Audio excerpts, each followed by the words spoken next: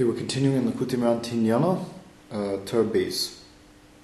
So we said that Rabbi Eliezer was trying to prove to the Chamim that his halacha was correct, that he was right, and he made a number of nisim. So one thing he says, the Charav Yochiach, that the carob tree will prove that he's correct, that a nes will happen with the carob tree. Zeh b'chinas dibur shel tzedakah, and he was showing that he had shleimus hadibur, he had perfection of Lashon HaKodesh, of the four aspects of Lashon HaKodesh, as we said before. That the four aspects of Lashon HaKodesh, one of them is the aspect of speech of tzedakah, and this he's proving by making a nes with charav. Ki charav b'chinas tzedakah, because charav is a b'china of tzedakah. Ki charav notin also rak l'doros, k'mo shama b'gemara. Ana alma b'charuva ishtakach. Ki echi d'shasli li avasi. Ana nami shasli livnai. Why is charav? Why is carob, a carob tree? Why is it the b'china of tzedakah? Because carob, people only plant them for generations, for the future generations.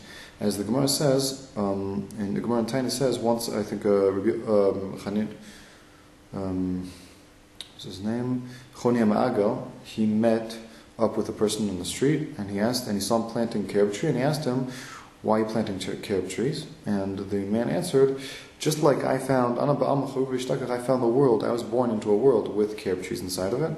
So too, because my forefathers, my grandparents planted carob trees, and I benefited from it, so too I'm going to plant for my children. The Gemara says that it takes 70 years for a carob tree to actually produce fruit. So the person that was planting it wouldn't live another 70 years necessarily. So he was really planting it for his children. That's a chesed, because he benefits nothing from it. He's only planting it so his children would benefit from the carob tree. That was what the back and forth between Chonia Magal and this person who was planting a tree. So it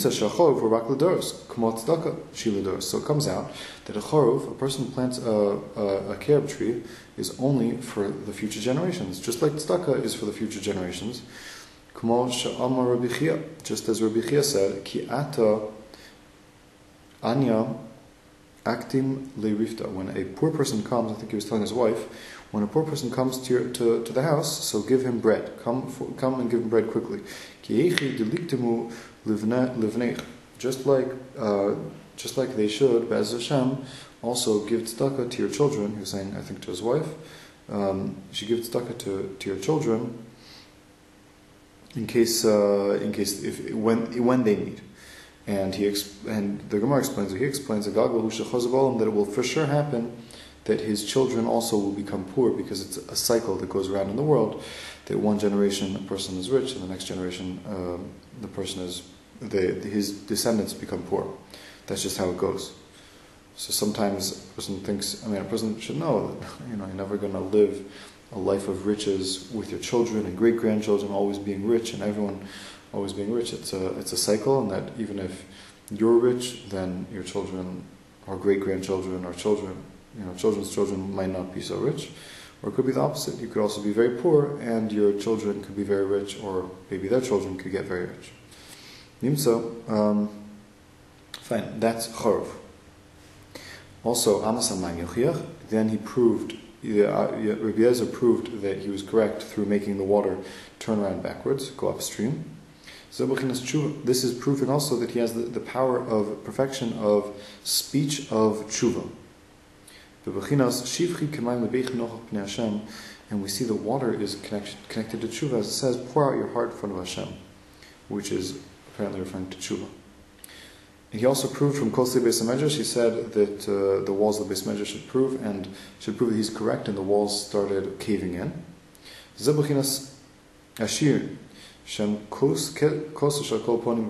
Now, we said that another one of the aspects of speech is rich, is people that are rich, and this relates to the wall of the Beis HaMedrash, since the walls of the Beis HaMedrash are walls that everyone turns to. And so too, rich people, everyone turns to rich people. Like to ask them for money or to ask them for help. a rich person, everyone turns to them because, as it says in the pasuk in Mishlei, that rich people have many people like rich people. Rich people have many friends, so to speak. Everyone turns to the rich people. And this is what it means, the costly Beis HaMedrash, the walls of the Beis HaMedrash, Bechinas Darshei Hashem, Lo Yachzru Kol Tov. That those who are looking after Hashem will not be lacking anything. Meaning that tzaddikim that are looking for Hashem, that all good things come from them. Meaning everything good comes from tzaddikim. Ach tzaddikim mehane schusayhu ha'alma adidhu lo. But the tzaddikim, their schus helps for the world, but it does not help for them. Because tzaddikim themselves don't have anything. They draw sustenance and they draw abundance and good things into the world, but they don't take any of it. Like the rabbi said about Rabbi Chanin Mendoza, this is the father, this is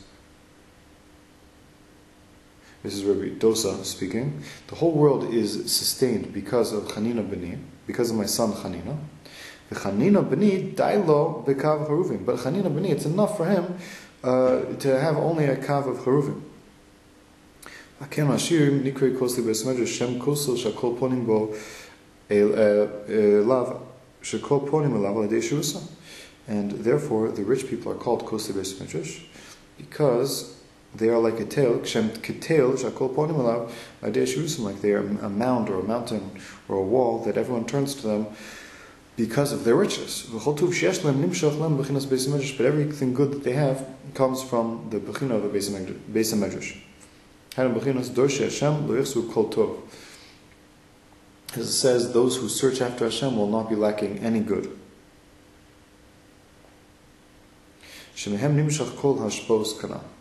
Because from them, from the tzaddikim, come all the good things. Very interesting. I was just wrote by Rav Chaim Kanievsky on Friday, and he said I just like he noticed the type of house that he lives in, the type of lifestyle he lives in, and afterwards I heard a story that he had 13 children in one room, and he had a small house. I guess he had one bedroom for the kids, and he had 13 kids inside of that one room, and some people, I guess he became already big and famous, and some people tried to offer him a bigger house, and his wife declined, saying that that we now give so much encouragement to those many poor people that have many kids in the house and don't have any money to support them. Maybe they're learning Torah or doing other mitzvahs. So if we now give them support, because people say, oh, it's very nice, we have 10 kids or we have 6 kids in one room, but the Kanievskis have 13 kids in one room. So if they could do it, then we can also do it, because we don't have so many. It's very hard to stick 13 people in one room. So you could be rest assured that it wasn't such a big room. So we see like the big tzaddikim, they don't need so much. They don't need so much physicality. They don't need so much as far as money and as far as things, physical possessions. And like here we see also we have seen in the Gemara that Rabbi Chanina Mendoza, he would sustain himself. He would live only eating pieces of carrot. That's how he would live. He wouldn't need fancy food. He wouldn't need meat and chicken. He wouldn't need those things. He didn't need those things. So he was such a big tzaddik. He brought all the shefa that came down to him didn't come for his physical sustenance. It came for the rest of the world. Okay. So this is now Rabbi Eliezer continued to prove that he was correct through a baskel. Malchus. Baskel is a bechin of Malchus. Ki akol yotze mishis izkin dekana. Bechinas Malchus. Now, baskel, which is a voice that comes down from heaven. This is the concept of kingship, of rulership, of kingship. Ki akol yotze mishis izkin dekana, because the voice comes out from the 6 I think it's the 6 rings of the in the throat. There's 6 rings in a certain part of the throat. Bechinas Malchus, which is Bechina of Malchus. Bechinas Sheish Malus Likise. As it says, there are 6 steps or 6 levels to the throne. So the throne is kingship, and here we see it's connected to the 6.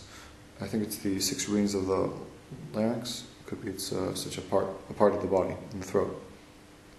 Nimsa Sha'areya Shehere Rabbi Eliezer be'arba dvarim elu sheyesh lo shleimus ribuy hadibur tahainu bechinas arba chelkei hadibur hana.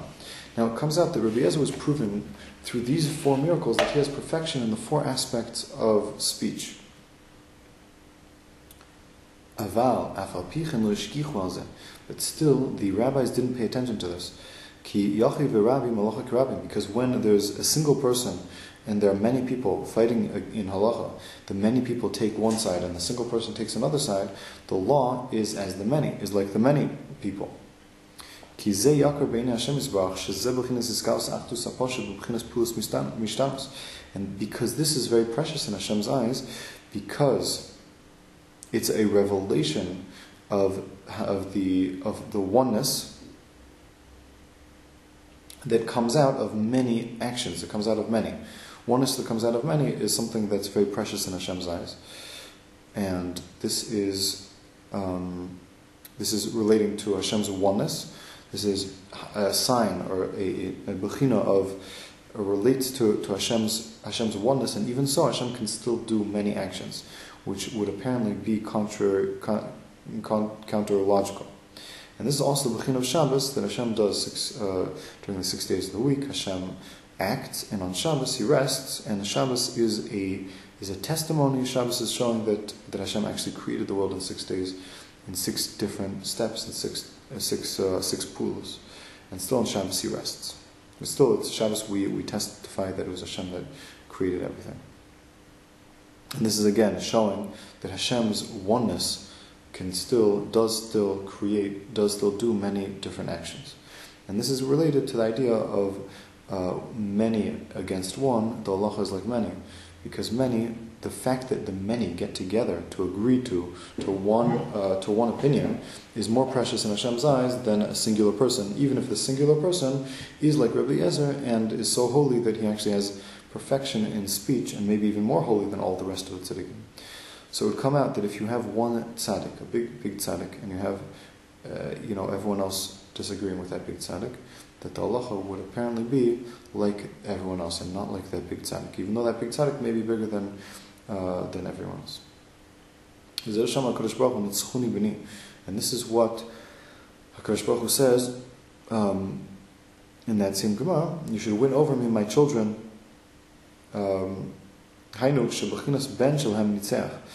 That meaning that the bechina of ben should win over. Because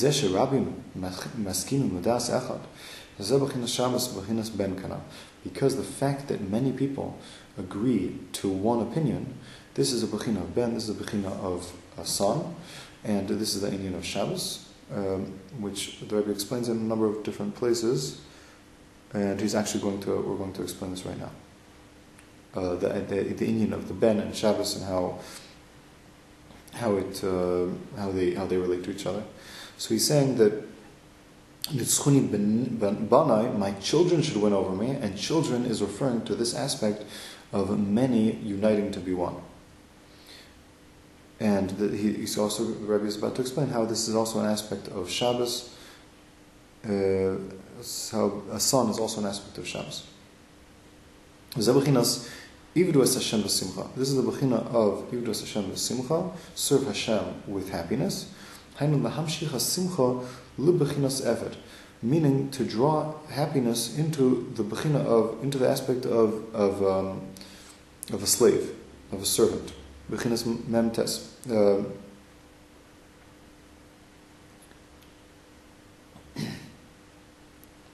Bechinas memtes, the bechina of the Malach memtes, Chanoch, I think he became an angel. Memtes, who's one of the Rosh Yeshivas in Shemaim, and he is a bechina of Eved. He's a bechina of servant of Hashem. Bechinas Sheishes Me'achol, and he is the Bechina of the 6 days of the week. And I think I saw in a different Gemara that he actually sits on the throne, a throne in heaven for 6 days, during the 6 days of the week. Kana, as mentioned above.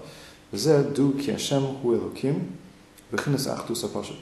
And this is what it means that you should know that Hashem is the ruler, meaning achdus hapashut shekol hashinuyim hem echad, שזה נסגר על ידי שנמשך השמחה של שבס לששת ימי החול, שמבחינת עבד כנ"ל. And this is what it means. You should know that Hashem is the ruler, meaning that He is, Hashem is one. He is the one ruler, and He does everything, and He does all of the actions in the whole world. And this is revealed through taking the simcha of Shabbos and drawing it into the 6 days of the week. Shem Bechinas Eved, which is the Bechina of Eved. The 6 days of the week is the Bechina of Eved. So when we take happiness, we take the happiness of Shabbos and we bring it into the 6 days of the week, then we actually become happy. We're actually happy on the 6 days of the week from the happiness of Shabbos. Then what we're doing is this is relating to, this is an aspect of the Hashem's achdus, Hashem's oneness, which where all of the oneness, all the many actions come through Hashem's oneness, through Hashem.